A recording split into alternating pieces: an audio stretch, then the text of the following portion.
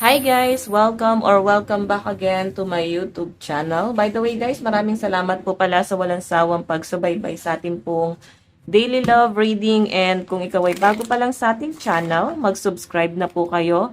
Then, i-click mo na rin yung ating notification bell para lagi kang updated sa ating mga bagong upload. Okay, so guys, sa mga interested naman sa ating private reading, nasa description box below lang po yung link ng Facebook, message lang kayo. Then, nag-upload rin ako guys sa kabilang channel. Pwede nyo ako guys panoorin doon. Then, pwede nyo rin ako guys i-subscribe doon. Nag-upload po ako ng zodiac sign doon, weekly and monthly. So, ngayon baka hindi ako makagawa ng weekly kasi tinatapos ko yung monthly reading. Okay? So, by the way, tignan natin kanino bang love reading to. So, Jade Tarot guys, no? Jade Tarot. Pwede nyo akong i-subscribe po dun sa kabila kung interested po kayo sa zodiac sign. Okay, so tignan natin kanino tong love reading. So, bago pala tayo mag-start, zodiac sign muna tayo guys, no? Zodiac sign muna ni person. Oops. Zodiac sign ni person, meron tayong Virgo, Aries, Leo, Taurus, and Cancer, Gemini. Meron tayong Capricorn, Sagittarius, Leo, Taurus, Aries, and Virgo energy. So, last one. Wag na. Hanggang dalawa lang tayo. Okay, so sa zodiac sign mo naman, yun guys ay zodiac sign ng person mo. Okay, ito naman zodiac sign mo. Zodiac sign mo, ito yung mga malalakas na zodiac sign na masasagap natin ngayon. Cancer, Aries. Okay, sa side mo, Cancer, Gemini, Aries, Virgo, Leo, and Taurus energy. Oops. Taurus, Gemini, Pisces, Capricorn, Libra, and Aquarius energy. Last one. Okay, Taurus, Aries, Gemini, Pisces, Aquarius, and Cancer energy. So, yan guys yung mga malalakas na zodiac sign na masasagap natin ngayon. Pwede naman guys, na kung hindi nabanggit, pwedeng pasok ang inyong chart doon. Ang inyong birth chart. Inyong, kung may zodiac sign ka sa chart mo na nabanggit, di ba? So, by the way, kanina tong love reading spirit guide. Okay. Love reading spirit guide.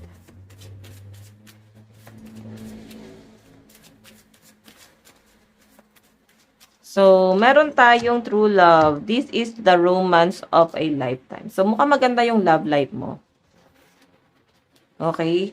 Nakikita ko na parang nagmamahala naman kayo ng partner mo. Pero parang may mga taong hindi natutuwa doon sa connection nyo. Hindi pong masaya naman kayo ng partner mo, masaya naman kayo. Pwedeng na-judge itong partner mo. Depende guys, no? Pwedeng dahil sa estado niya or sa sitwasyon niya. Okay? Na-judge to eh. Yan po yung pinapakita sa akin dito. And isa pa guys, no? Mukhang itong si person mo kasi, syempre, baka nagsisimula pa lang kayo or baka bata-bata pa kayo. So, wala pa siyang mapapatunayan kasi pwedeng nag-aaral pa kayo. Or pwede naman guys, na ngayon pa lang dumarating yung opportunity sa kanya.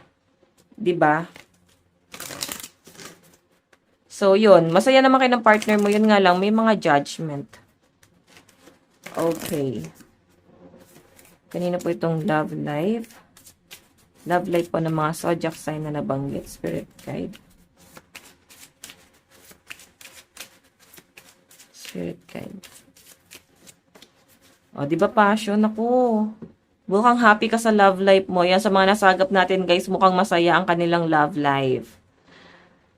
Okay, talagang pinaramdam sa'yo ng partner mo na mahal ka, na ikaw lang sapat na ikaw lang yung person na gusto niya makasama and wala nang iba.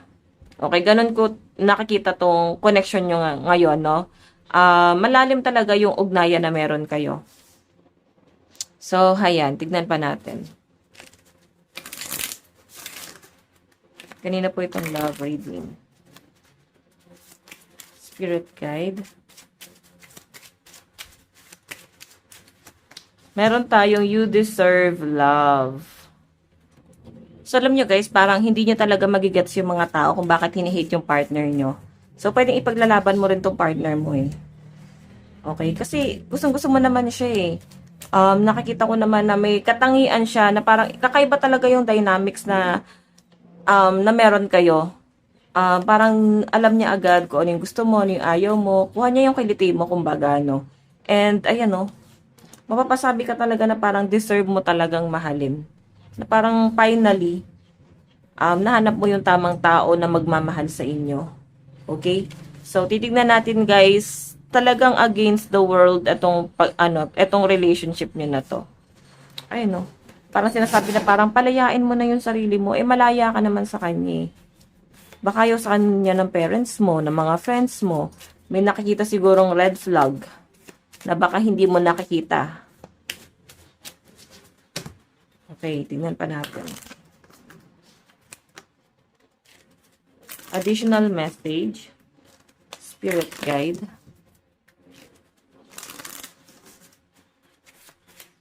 Additional message. Spirit guide.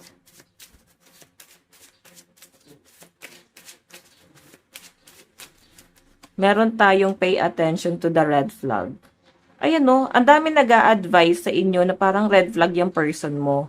So, baka sinasabi na baka hindi magwo-work yan. Ngayon lang yan, sa umpisa lang yan. Mukhang ano yan, cheater yung person mo na yan. Ginaganon. So, may mga judgment. Okay, na parang sinasabi dito na deserve mong mahalin. Na parang marami namang iba dyan. Huwag ka na i-stuck dyan sa taong yan. So, parang sinasabi na baka nabubulag ka, hindi mo nga napapansin na parang hindi mo nakakita yung pagkakamali ng person mo pero nakakita ng mga tao sa paligid mo. Pero I think kasi baka na-manipulate ka. Pero ako kung ako tatanungin nyo guys, mukhang okay naman yung partner nyo. Okay, ikaw ang mas nakakakilala sa partner mo. Tignan pa natin ha. So, pag mahal mo yung isang tao, ilalaban mo yan. Kumbaga, hindi mo pakikinggan yung sasabihin ng ibang tao tungkol sa inyo. Siguro meron kasi guys naging conflict sa background na tong taong to Family background, sa kanyang career, educational background. So, maraming maraming haka-haka, no? Na parang yun yung nakikita nilang dahilan ko bakit nila guys nagja-judge. Then ikaw parang okay ka naman. Baka nangihinayang sa'yo, maganda ka naman, gwapo ka naman. So parang ang dating sa kanila, bakit sinasayang mo yung buhay mo sa ganito?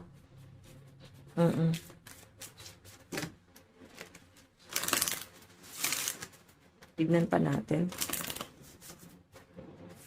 Additional message.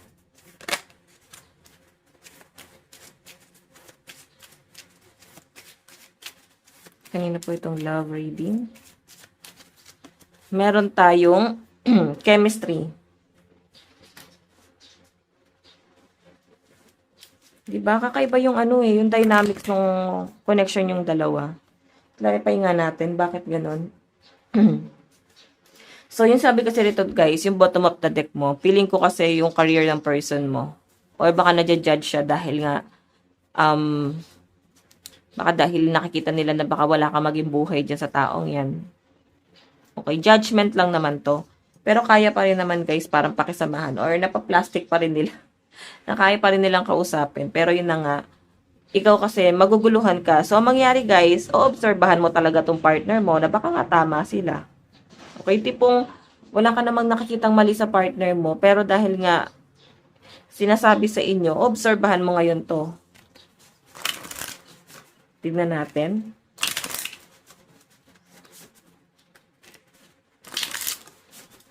Kanina po itong love reading spirit guide. Additional message.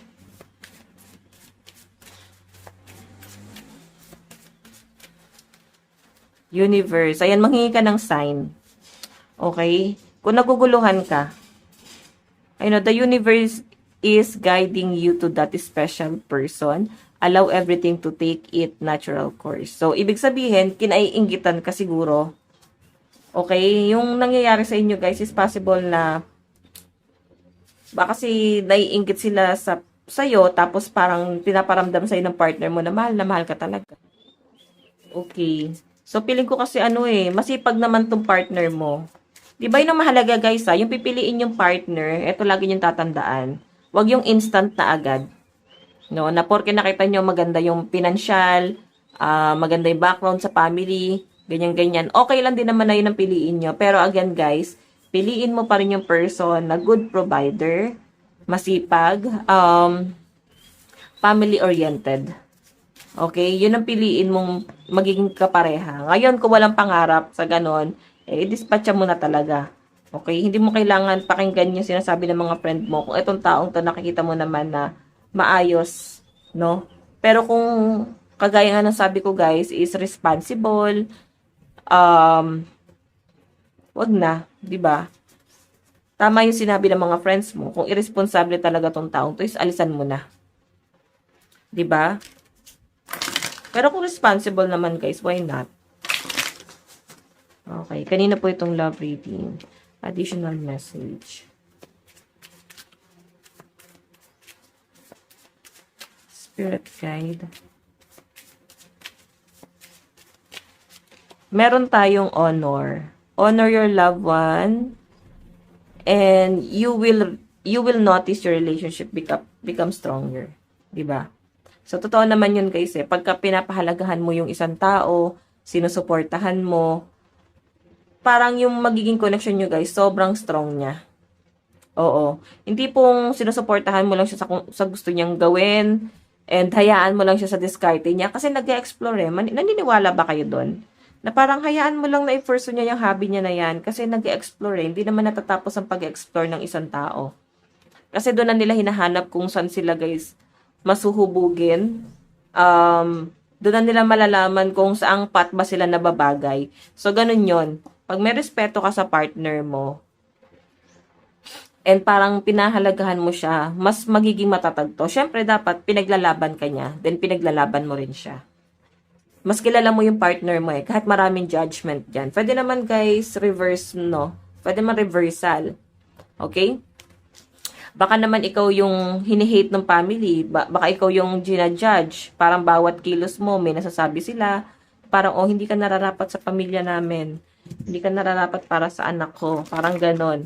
So, pwedeng hinihate yung iyong nationality. Baka kasi foreigner yan. Okay? Or yung background mo. Baka kasi may mga single mom, single dad. Guys, ang hirap nun. Sa totoo lang. Dami ko naging client na parang ginagawa na nila guys, parang kahit single mom, single dad, nade-discriminate yan Pag nalamang, may anak kanyan, Diba? Parang hirap humanap ng tamang tao na makakatuwang. Diba? Kaya kayo guys, hindi nyo naman kailangan humanap ng tamang taong makakatuwang. Kagaya ng sabi ko, someone na good provider, tanggap ka. Okay? Tignan pa natin. So, pwedeng masyadong private din yung love life nyo, kaya ang daming taong naiintriga dyan, guys. Kasi nga, private kayo masyado. Okay. Additional message. Meron tayong embrace. Embrace what destiny has in store for you. Nako. Parang siya yung bumubuo sa inyo, guys, Then, yung pinapakita sa akin, guys, ganun din yung nafe-feel ng person mo. Kumbaga, mutual yung nararamdaman nyo. Ikaw yung bumubuo sa kanya ngayon. Mukhang may problema to sa family. Si person mo, no? Parang ang tingin sa kanya siya yung black sheep. Parang ang dami niyang pagkakamali na parang hindi na niya pwedeng itama. Okay, wag nyo guys, yan, iwasan natin guys yung man-judge. Di ba magugulat tayo yung mga black sheep nating kapitbahay? Minsan sila pa yung mas umaangat. Hindi naman talaga sila guys black sheep, sa totoo lang. Ano lang talaga sila? Hindi lang sila takot na sumugal or mag-explore, itry yung kanilang mga bagay na na-explore sa buhay nila. Napapariwaraman, yun yung tatawag nila guys na failure. Pero it's a part of success pa rin naman yung failure, di ba? Para sa pagbi-business lang yan. Pansin niyo yung mga business, yung mga nagbi-business dito sa atin, yung mga mayayaman tao, ilang beses yan nag-fail sa buhay bago nila guys ma-achieve yung success na meron sila ngayon. Di ba? Ganon din guys sa relationship. Okay? So, kung siya yung black sheep sa kanila, hindi kasi takot sumugal yung person mo Hindi siya takot na ilaban ko ano man yung sa tingin niya. Tama.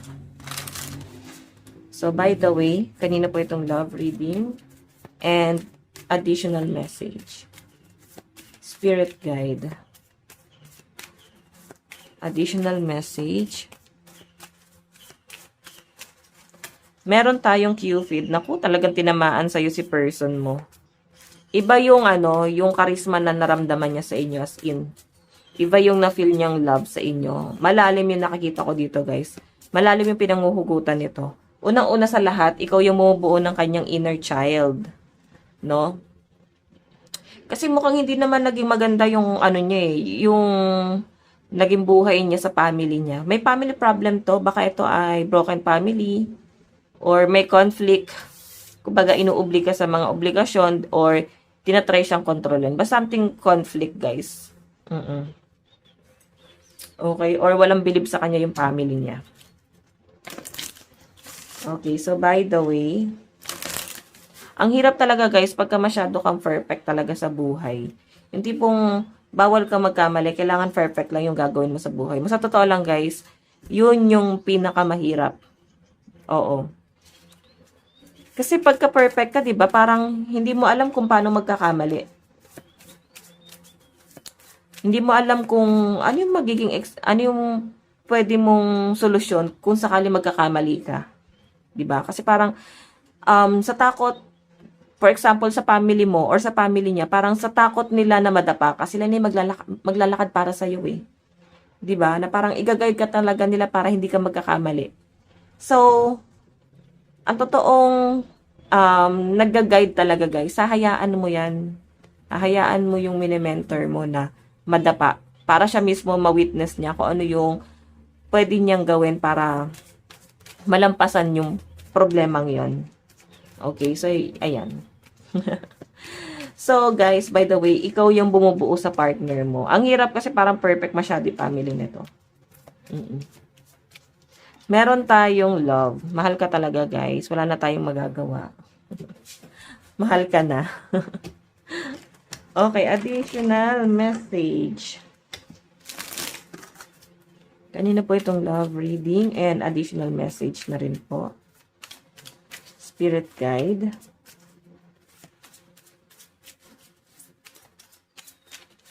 Meron tayong Four of Wands, diba? May ko nakakita dito, wedding. Possible na dito ka na ikakasal. Oo.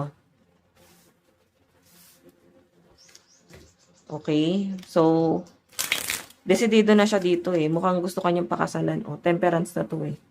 Kumbaga kung sakaling maayos niyo na yung mga conflict nyo, and kung sakali, guys, na parang may pagtanggap na mangyayari dyan, guys. Etong taong to parang hindi niya sasayangin yung pagkakataon eh. Talagang ilalaban ka niya. Okay? So, pag strong talaga yung isang tao, sa totoo lang, guys, ang sarap dumipende. Oo. Parang sige, ako na bahala dyan, humiga ka lang, pahinga ka lang. Diba? Bihira pa yung ganon. Bihira makahanap ng ganong partner eh. Tipo, ang gusto magpahinga ka lang. Kasi alam din nila yung pagod mo, diba? So, yan, Queen of Swords. Nako, iwas-iwasan mo yung pagiging mahadera, ha? Parang sa inyong dalawa, ikaw yung matapang. Ikaw yung medyo, hindi naman totally controlling, pero parang ganun yung nagiging dating sa kanya. Tignan pa natin. Meron tayong Two of Cups. Partnership talaga to, guys. Ang dami yung plano sa future. As instability yung focus nyo, guys. May pagka-business minded rin talaga siya. Or pwedeng ikaw yan, yung may pagka-business minded na pwedeng ma-adapt ng partner mo talaga.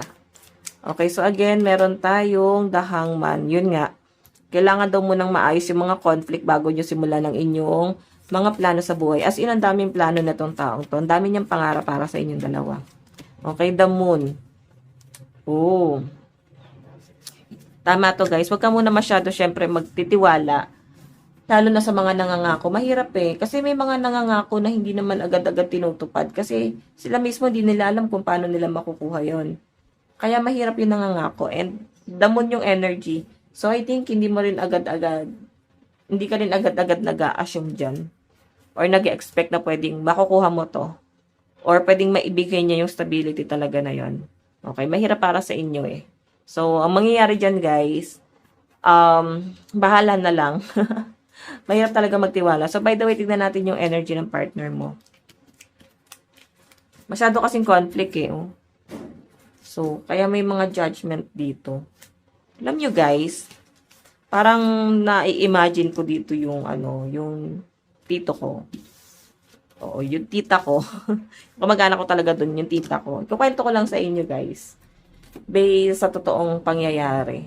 Pero hindi ko sa kanya binase tong kwento. Parang bigla ko lang na-realize as in ngayon.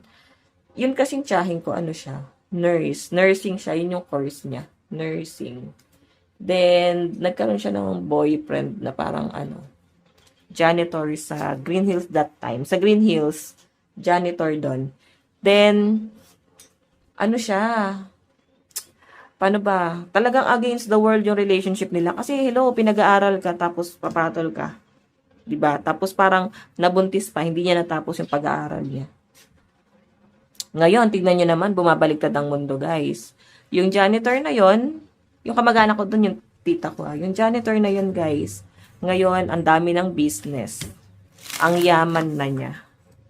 Diba? Yun yung parang, parang hangaan mo eh. So, sabi ko nga guys, iwasan natin ang judgment. Kasi di natin masasabi yung yung ikot ng mundo. Pwede ikaw sinaswerte ka ngayon, tapos minamalas yung iba. Malas yung nade-judge mo, diba? Parang wala yang mararating, yan lang yung kaya niyang ganyan-ganyan. Pero di natin kasi guys masasabi. Sa totoo lang, again, i-advise ko sa inyo guys, lahat ng tao swerte. Totoo lang, kailangan nyo lang hanapin kung saang aspeto kayo swerte. Hanapin nyo yung kung saan ka ba mas magiging passionate or ano yung forte mo para mas maging successful ka sa future. Diba? So, by the way, proceed tayo sa reading. Yung nararamdaman ng partner mo sa'yo ngayon. Meron tayong Ace of Pentacles, diba? Talagang yan yung gusto niyang ibigay sa inyo, guys. Stability. Okay.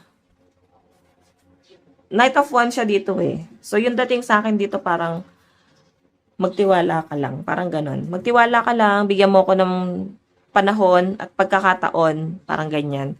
Itatama ko to. Okay, bigyan mo ko ng panahon. Makukuha ko to, stability para sa ating dalawa. Okay? Parang supportahan mo lang ako, magtiwala ka lang. Ganon, grabe yung Grabe yung confidence nitong taong to. So, meron tayong 5 of Swords. Ayun lang talaga, ang daming humihila sa kanya pababa. Ang daming kakompetensya. As in. Parang, parang ginajudge siya dito na, hanggang dyan ka lang. Hindi ka para doon. Hindi ka naaangat. Parang ganun yung dating sa akin dyan, guys. Hindi ka na makakaahon. Wala nang mangyayari sa'yo. Ganun yung mga judgment dyan. So, by the way, meron tayong the Fool. Diba? Kasi parang, pag sinabing the Fool, parang ay bobo yan eh. Pabigla-bigla yan ng mga desisyon. Hindi niya kayang iangat yung sarili niya. So, parang ang sinasabi, may judgment pa yung bottom of the deck. So, pag sinabing the Fool, parang yan eh, impulsive daw. Impulsive, parang hindi nag-iisip. Ganon eh. Grabe yung judgment sa kanya. Siguro ang dami nitong kalokohan. Maloko ata tong partner mo eh. Parang ang dating sa kanila, wala nang magiging futures. Wala nang magiging future tong taong to. Pero sa nakikita ko guys, mukhang malayo mararating itong partner mo. Basta ang kailangan niya lang guys, dito is support mo. Magtiwala ka lang sa kanya. Though medyo sasakit lang ng konti yung ulo mo. Kasi hindi niya kayang i-manage din eh. Okay, hindi niya rin kayang, paano ba? Hindi niya rin kayang, madali ang kunin yon. Kasi wala naman nagsusupport sa kanya. Hindi niya rin alam kung paano, pero mayaman siya eh. Mayaman siya kung paano siya guys mag-isip. Yung mga plano niya, may pagka-madiskarte ata. Oo. So, tignan natin. Kawawa naman tong taong to kung na-judge to na. Paano kanya nakikita sa sitwasyon? Paano ka nakikita nitong person mo sa sitwasyon? Meron tayong the sun, di ba? So, alam nyo guys, yung the sun, ito yung pinakamaganda sa lahat ng tarot deck, like sinasabi yan.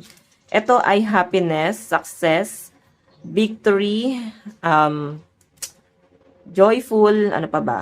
Achievement. So, lahat na guys nandito. So, nakikita kanya na someone na ikaw yung trophy talaga niya.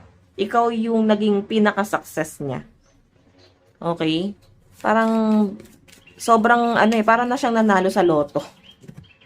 Na naging kayo. Sobrang sinasamba ka nitong taong to. Ten of Wands. Yun lang guys, hindi niya lang talaga maiwasan na mangako sa inyo. Kasi sobrang saya niya talaga na pinili mo siya. Sobrang mahal na mahal ka kasi niya. Oo.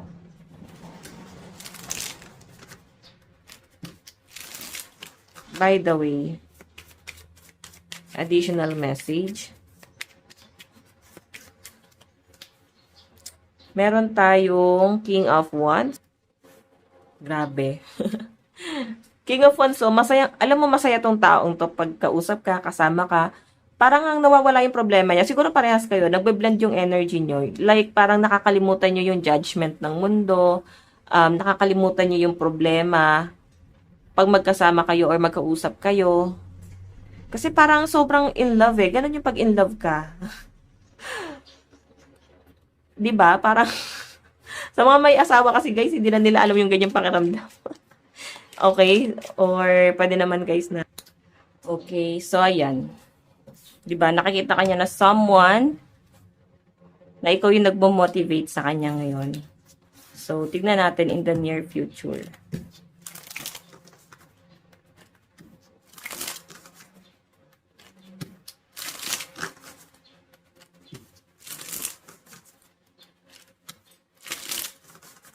In the near future.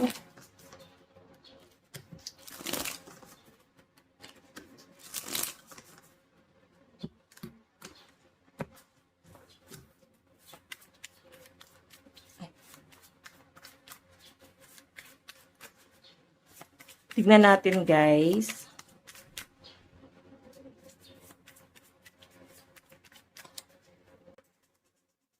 Okay, in the near future, ano naman yung magiging plano niya sa inyo, di ba?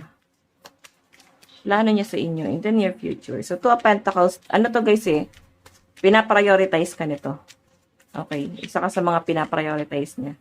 And Knight of Pentacles, naku, stability talaga yung gusto niya ibigay sa inyo, the Star, oh. Diba? Ito kasi yung mga pangarap niya. So, kasama ka sa mga pangarap na gusto niyang maabot sa buhay niya. Okay? So, missing you. I miss you. I wish things were different. So, feeling ko dito, guys, parang parang magkalayo ba kayo? LDR ba kayo ng person mo? Meron tayong unclear, di ba? May mga bagay na hindi nagiging malinaw sa kanya ngayon. I don't know how I feel about this connection. So, siguro ayaw niya ng ganyan yung sitwasyon nyo. Kasi parang malabo talaga. Okay. Meron tayong I wish I could take back my words. And you don't know how hard it was to let you go. Oh, mukhang nagkakaroon kayo guys ng misunderstanding. Mukhang meron kayong hindi pag-uusap ngayon. Siguro misunderstanding lang talaga yung nangyari. Pero kagaya nga ng sabi ko guys, pinaprioritize ka niya. Ngayon kung feeling mo na itong taong to, desidido na ba talaga siya na i-let go ka? And yung pinapakita sa akin guys, hindi siya desidido ron. Kasi gusto ka pa rin ilaban nito. Iniisip-isip ka pa rin nito. Okay, so by the way, doon naman tayo sa nararamdaman mo. Oops. Okay. Ano yung nararamdaman mo sa person mo? The Chariot eh. So, ibig sabihin, hoping ka pa rin. Kasi may mga, may mga nilolook forward ka sa future na parang kasama talaga siya. And, pwedeng siya yung bumuo. Okay? Meron tayong judgment. Inisip mo kasi yung mga sinasabi ng mga tao din dito. Eight of Wands, parang communication. Gusto mo pa rin talaga na mag-usap kayong dalawa. Then, marami kang gustong iklaro sa kanya ngayon. Sana. Okay? Tignan pa natin, guys. In the near future, ano yung mga dapat mong gawin? Six of Wands to, guys. So, yung dapat mong gawin dyan, since 6 of Wands yan, parang iwasan yung mga conflict. Okay, Page of Swords, be matured. Kasi page pa lang to eh. Kailangan mo mag-matured. May mga LGBTQ plus dito guys, no? Any gender naman to guys as long as nakaka-relate ka sa reading. Pero, eto, may mga LGBTQ plus dito. Page of Wands, ayun. May mga, parang minsan medyo immature ka. Kailangan maging matured ka na dito sa connection nyo. Okay? So, by the way guys, ito lang po ang inyong daily love reading. Bukas ulit. God bless and love you all. Bye-bye.